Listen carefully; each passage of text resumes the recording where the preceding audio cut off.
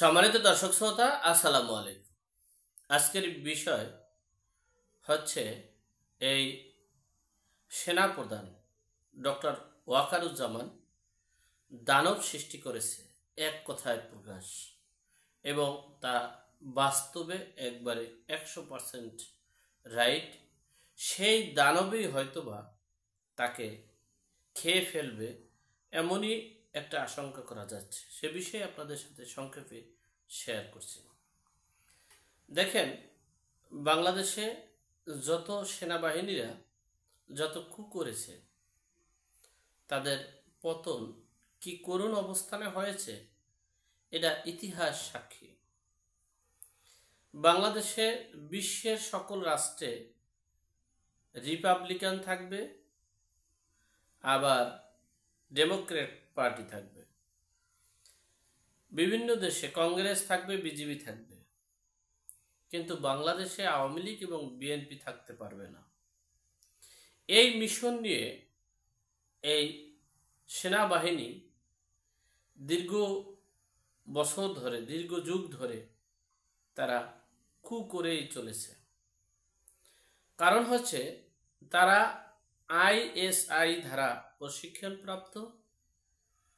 সেই আইএসআই অর্থাৎ পাকিস্তান 100% বিএনপিকে গ্রহণ করতে পারে না। আর আওয়ামী লীগ তো স্বাধীনতার চেতনায় বিশ্বাসী, স্বাধীনতা নিয়েই তারা আছে। তাহলে তারা কাদেরকে এক নম্বরে রাখতে পারে?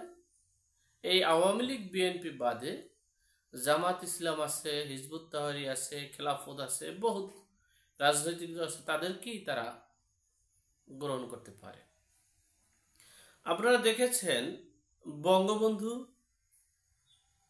1975 সালের 15ই আগস্টে এই বিপদগামী সেনাবাহিনীরা সপরিবারে তাদেরকে হত্যা করেছে কু করে।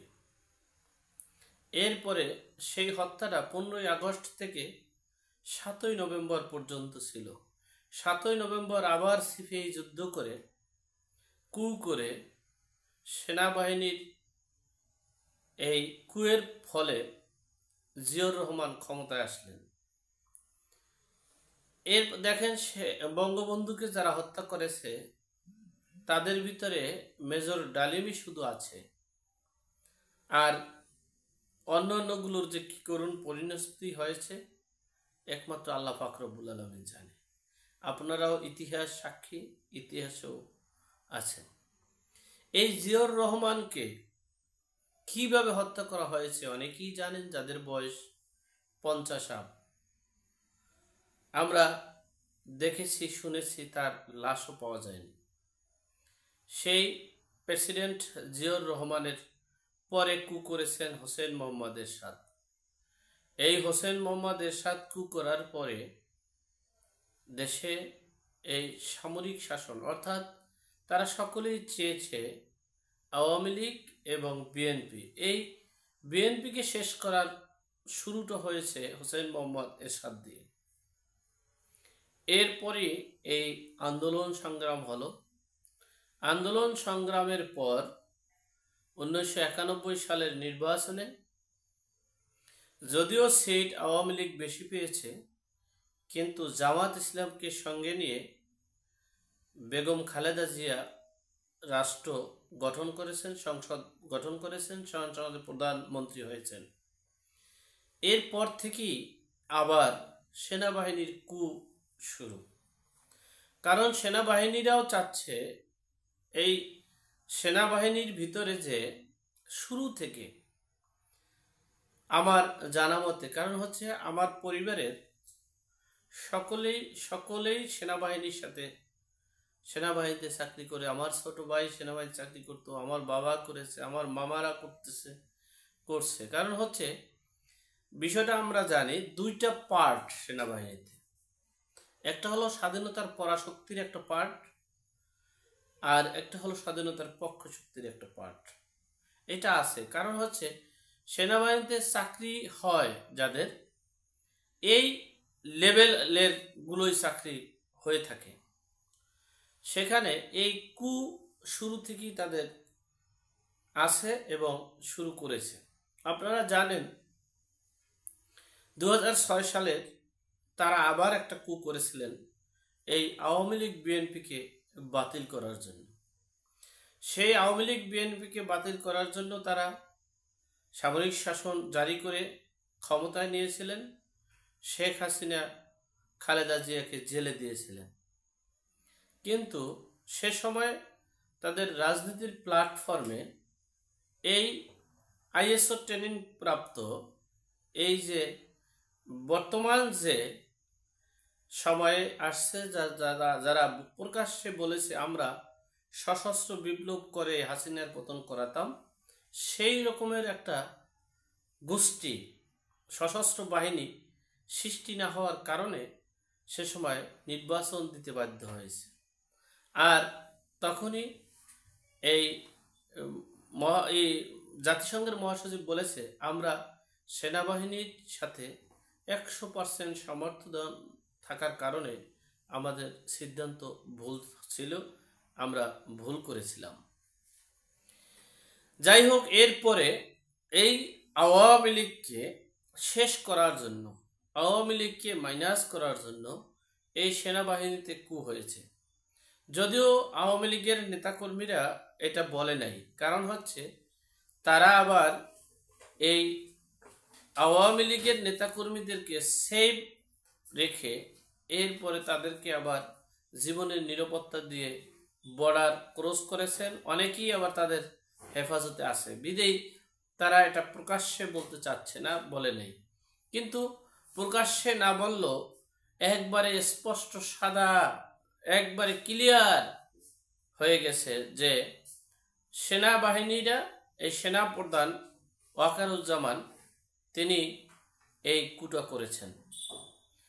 দেখেন, তিনি হাসনাত সার্জিসকে ব্যবহার করেছেন, আর হাসনাত সার্জিসকে শিখিয়েছেন হাসনাত সার্জিসের মতো লোকদেরকে দানবের মতো তৈরি করে এই দেশে মব কালচার শুরু করেছেন, তৌহিদি মব, তৌহিদি জনতা শুরু করেছেন। এখন সেই তৌহিদি মব জনতাই চাচ্ছে যিনি দানব সৃষ্টি করেছেন, যিনি সশস্ত্র বিপ্লবের সকল সফলতার কাঠামো সবকিছু তৈরি করেছেন, তাকে খাওয়ার জন্য প্রস্তুতি নিয়েছেন। কারণ দানবের তো ক্ষুধা অনেক বেশি, বিদেয়ী তিনি এই স্পষ্ট হয়ে গেছেন। কারণ হচ্ছে বাংলাদেশে এমন যোগ্য অভিজ্ঞ রাজনীতিবিদ আছেন, তাদেরকে বাদ দিয়ে সার্জিস হাসনাতকে ক্যান্টনমেন্টে ডাকে, ক্যান্টনমেন্টে যায়, আর সেই সার্জিস হাসনাত ক্যান্টনমেন্টে গিয়ে আলোচনা করে, আবার সেই আলোচনা ফাঁস করে।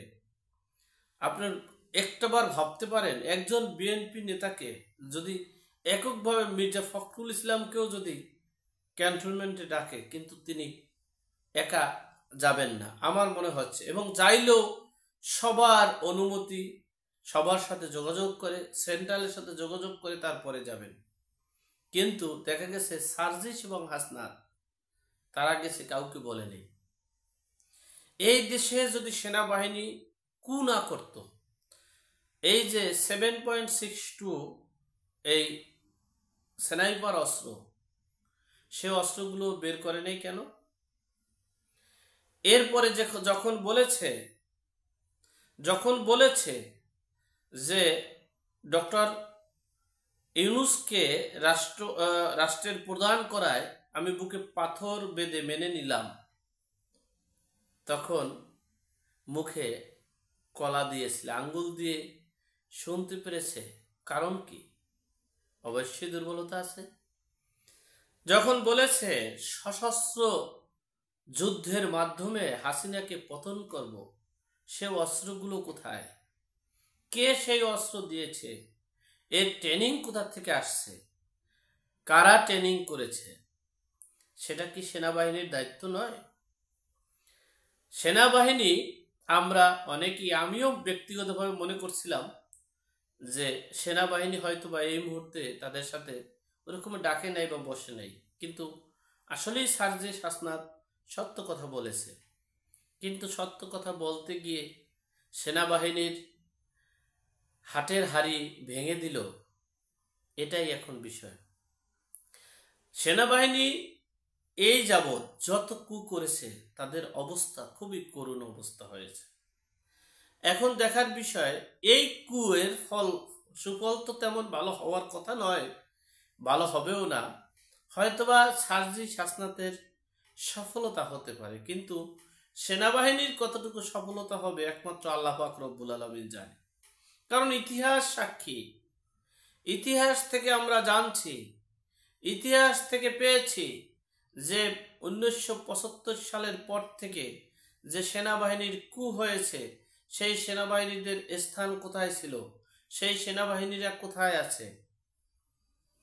দূরে যাবেন কেন, অনেকেই তো দেখেছেন 7 সালের 8 সালের ঘটনা। তারা এখন কোথায় আছে? তারা মুখ ফুলে, মুখ দিয়ে একটা বক্তব্য দেওয়ারও সাহস তাদের নেই। তারা কথা বলতে পারছেন, তারা যে কোথায় আছেন সেই বিষয়টাও জানাতে পারেননি। বিষয়টা স্পষ্ট। সুতরাং এই আওয়ামী লীগ, এই শেখ হাসিনা, এই বঙ্গবন্ধু, যাদেরকে বঙ্গবন্ধুর পরিবারকে হত্যা করেছে, তারা তাদের কাছ থেকে সুবিধা নিয়েছে। এই ডক্টর মোহাম্মদ ইউনূস আজকে আওয়ামী লীগের এই দুরবস্থা করতেছে, এই ডক্টর মোহাম্মদ ইউনূস হয়েছে আওয়ামী লীগের কারণে। ওয়াকারুজ্জামান সেনাপ্রধান আজকে দেশের যে কু করেছে, এটা একবারে স্পষ্ট। এটা আমার কথা নয়, আমার বক্তব্য নয়। আমি অদম মানুষ, অতটা বুঝিও না, আমি অদম মানুষ অতটা জানিও না, কিন্তু যেটা শুনি, জানি, শিখি, দেখি কাগজ কলমে, সে বিষয়টাই একটু বিশ্লেষণ করে আপনাদের সাথে শেয়ার করি। এর খেসারত, চরম খেসারত দিতে হবে। যাই হোক, এখন দেখার বিষয়, সময়ের অপেক্ষা। হাসনাত না ওয়াকার, ওয়াকার না হাসনাত, সেটা সময়ের ব্যবধানে সব কিছু ফুটে উঠবে। আল্লাহ আমাদের সকলের বিপদ আপদ বালা মুসিবত থেকে হেফাজত করুক। আমিন। আসসালামু আলাইকুম।